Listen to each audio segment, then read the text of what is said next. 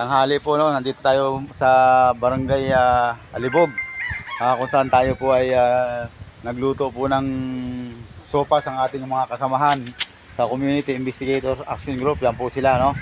At ito po yung kanilang nilutong sopas na kasalukuyan nating pinamimigay sa mga bata, no?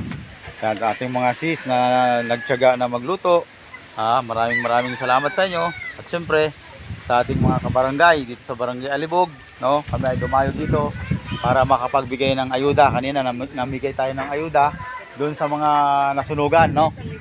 Tingnan nga natin yung yung lugar ng nasunugan, para naman makita natin, no, yung nasunugan na area.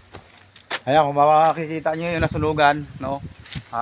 Ngayon lang kami punta, pero yung mga tao kasi na ating binigyan ng mga ayuda kanina ay pinapila na lang natin.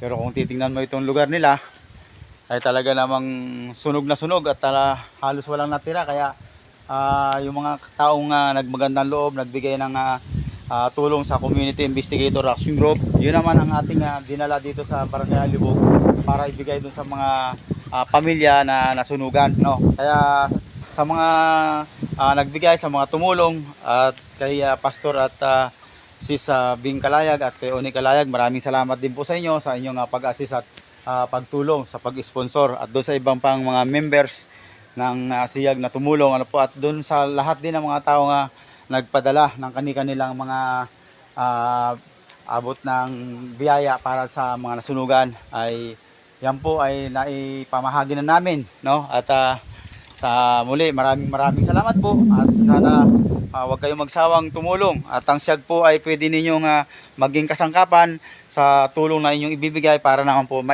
ipamahagi rin natin doon sa talagang mga nangangailangan. Muli po, ito po si Leo Corpus, para sa serbisyong walang katulad, sa tamang panahon. Life is beautiful. I love you all.